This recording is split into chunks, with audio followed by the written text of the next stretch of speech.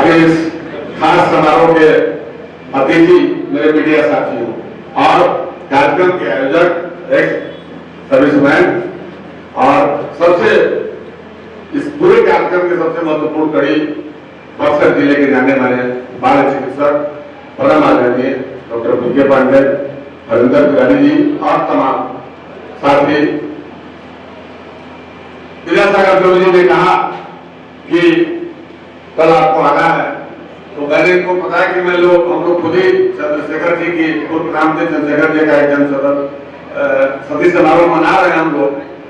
कार्यक्रम का high schedule है, तब लेके 12 बजे आ जाएगा, 12:15 साढ़े 12 में छोड़ देंगे। तो आपका नियम है कि आपने समय से सबको बुलाया और समय से हमको लगता है सबको छोड़ देंगे, तो सब बिजी रहता है। साथियों, मीडिया को लेकर बहुत तरह की भ्रांतियां हो गई है। आप लोग का जो ये प्रयास है, पत्रकार को सम्मान देते हैं, पत्रकार जो अपना काम करता है वो सम्मान पाने का हकदार नहीं, तो गाली पाने का हकदार होता है। इसलिए गाली पाने का हकदार होता है कि आजकल सब लोग अपना जयकारा सुनना चाहता है। अगर आप उसके विषय में पॉजिटिव नहीं लिखे, उसके विषय में झूठ भरे का शब्द नहीं लिखिएगा, तो कल से आपको बुलाना भी बंद कर देगा। तो इसलिए पत्रकारिता की स्थिति बड़ा दुरूह हो गया है। तिवारी जी कह रहे थे कि फांसी लगा लिया तो आप लोग बड़ा घुमा के लिखते हैं। मानवीय संवेदनाओं को अगर तिवारी जी सोचिएगा तो वह जगह वहां नहीं टूटती है जहां एक फिल्म में विलेन के मारे जाने पर लोग तालियां बजाते हैं। वहां भी टूटती है जब एक माँ का बेटा असमय किसी पीड़ा से बोझिल होकर अपनी जान दे देता है। तो दर्द देखने का चश्मा बदल जाता है हम लोग का। अगर हम लोग जवैया जैसे जगह पर नहीं जाते, बिलौकी में नहीं पहुंचते, तो आज यह देश के पैमाने पर यह इशू खड़ा नहीं होता। वहां भी तो किसी मां का बेटा गया था, पुलिस वाले ने मारा था, प्रशासन ने मारा था, आप लोग थे। तो हर व्यक्ति के अंदर जो मानवीय संवेदनाएं होती है, उसको देखने और सोचने समझने की अलग अलग चश्मे हैं। आपका काम हो गया, बहुत बढ़िया। आपका काम नहीं हुआ और पत्रकार छोटा राजन बागना पैसा के फेरा में काम घबरा दिला साहब। तो मेरा निवेदन होगा कि मीडिया आजकल हर चीज के लिए बजट बढ़ रहा है, ये गमछी किनने के लिए एक बजट बना होगा आप लोगों का, पत्रकारों को सम्मान देने के लिए बजट है। तो मेरा निवेदन हो कि मीडिया के लिए एक बजट बनाना होगा आप लोगों को, क्योंकि मीडिया बाजार का हिस्सा हो गया है, अब समाज के लिए हिस्सा नहीं है। क्रांति के लिए प्रोत्साहित नहीं हो रहा, सब अपने टीआरपी बढ़ा रहा है। एक गमछी देकर पूरे देश में आज फैलेगा कि पत्रकारों का सम्मान आर्मी सेना की ओर से किया गया। चलेगा कि नहीं चलेगा? ताली बजाइए, सब चलवाएगा कि नहीं चलवाएगा? तो चलवाएगा, हमारी भी कीमत अगर गमछी रह जाएगी तो हमारे बाल बच्चे कहां जाएंगे? अभी एक गुमराह का पत्रकार साथी जो मुझे बता दूं आपको, सारे साथी बैठे हुए हैं। एक पत्रकार साथी की तबीयत खराब हो गई है, उसका लीवर डैमेज हो गया और उसके ट्रीटमेंट में 30 लाख रुपए खर्च हो रहा है। तो पत्रकार को 1500 देने वाले जो न्यूज छपवाने वाले लोग हैं, उनसे पूछिए कि 30 लाख का इंतजाम पत्रकार कहां से करेगा? पूरा परिवार उसके नहीं रहने पर अथाह पड़ जाएगा। तो हमें भी अपनी और अपने बाल बच्चों की चिंता करनी जरूरी है। आप जैसे चिंता कर रहे हैं समाज के लिए, आप नहीं होंगे तो बक्सर के कई कार्यक्रम नहीं होंगे। मैं ये हाजिर घोषणा करता हूं कि अगर एक सर्विसमैन नहीं रहे तो बक्सर के कई महत्वपूर्ण फैसले वालों का कार्यक्रम धारा का धारा रह जाएगा। आप जाकर उसमें 4 शब्द लगाते हैं, आपके होने का मतलब है, तो पत्रकार का भी समाज में होने का मतलब आप ही तय करेंगे, आप ही बताएंगे कि जो झाड़ू है हमारी बातों को ऊपर तक ले जाते हैं। लेकिन आज देखने का चश्मा बदल गया। वाह साहब, आप करें तो जयकारा और मैं करें तो वायरल, इससे बचने की जरूरत है। हर पत्रकार अपनी भूख, अपना पूरा परिवार और अपने बाल बच्चों की सपने इसी मीडिया के माध्यम से देखता है। तब वो वचनाएं कहां रहती हैं? जब पत्रकार डॉक्टर के भाव में अपनी जान दे रहा है, उसका परिवार बर्बाद हो रहा है, वहां कहां जाएगी मानवता? तो रोज तिवारी जैसे लोग पैदा हुए नहीं, वो तिवारी ये नहीं पैदा हुआ, रोज नहीं पैदा होगा। आपका बेटा शहीद होगा तब आपको दर्द पता चलेगा। सैनिकों के दर्द को कौन समझने वाला है जी? प्रशासन के पास जाइए आईडी बनवाने के लिए, सैनिक का वो सर्टिफिकेट बना दीजिए हमको, तो पता चलता है कि सुबह से शाम तक वो छुट्टी लेके बेचारा अगला आया बाजार से, उसके जूते प्रशासन घिसवा देता है।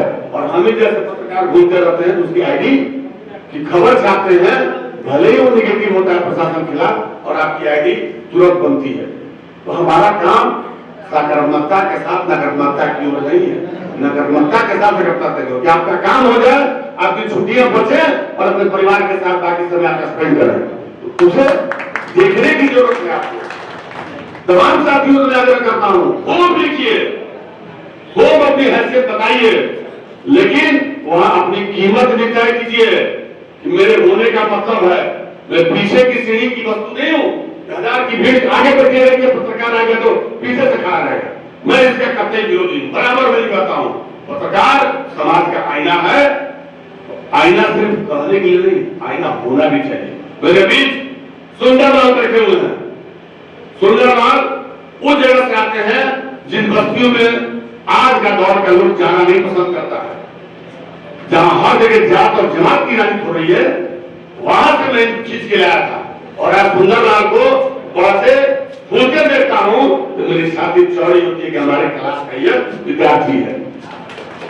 दलित समाज से आते हैं। आपको पता है कि मीडिया में अरबों का वर्चस्व है, बावजूद हमने इन्हें अपने साथ रखा कि इनमें सरस्वती थी, इनमें लिखने की प्रतिभा थी। आज अपने बल पर स्वयं खड़ा हो गए, तो हम तो रास्ता दिखाते हैं। आपके अंदर मैं हौसला भरता हूं, आपकी हौसला को मैं मजबूत करता हूं कि आप आगे बढ़िए। मेरे बीच राजकुमार ठाकुर हैं, नाई बिरादरी से आते हैं।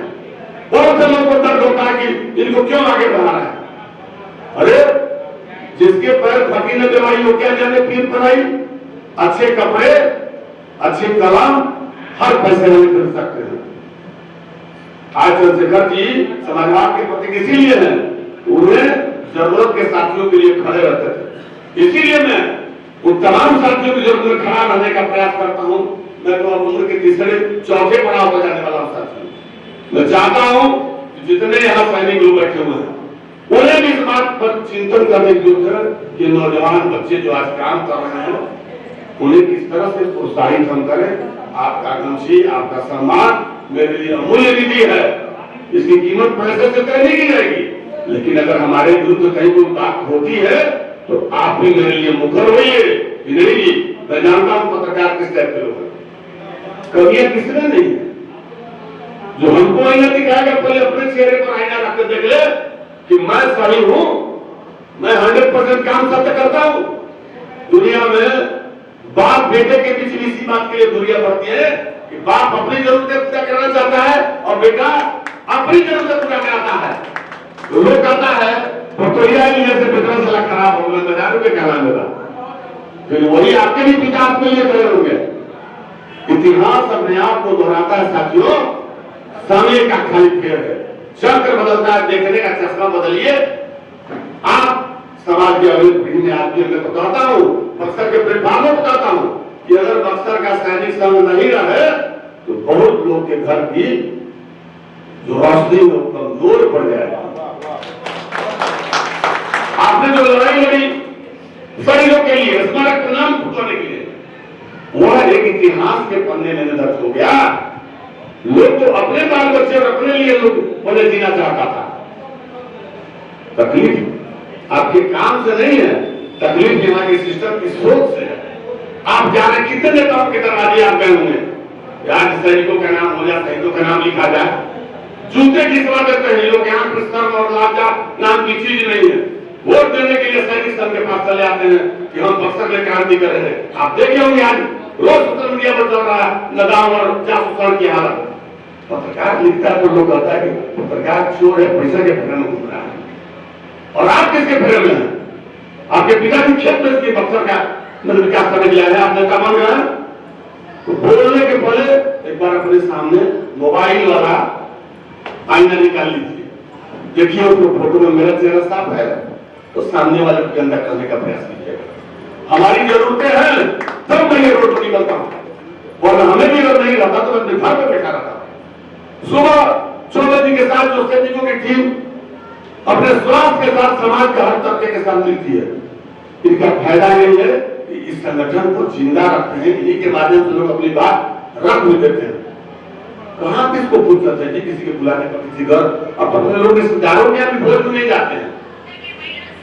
अगर हमारे यहाँ में भोज होगा तो रिश्तेदार भी सोचेंगे अच्छा एक आदमी के चल जाएंगे चाहिए पूरा का। जब हम लोग बच्चे थे तो नानी के यहाँ, मामा के यहाँ, फूफा के यहाँ झूम जाया करते थे गर्मियों की छुट्टी में। आज कहाँ गई नानी का घर और कहाँ गया बुआ का घर, कहाँ गांव में तरीका हिलवा मिल रहा है। अब तो रिश्ते भी जरूरत के हिसाब से तय हो रहे हैं साथियों। मेरी बात भावनात्मक हो गई है तो इसलिए कह रहा हूं मैं पत्रकारों की लड़ाई लड़ता रहता हूं। कोई पत्रकार जरूरत करता है तो मैं सदैव खड़ा रहता हूं, जहां से जरूरत होता है मैं वहां चल के कहता भी हूं।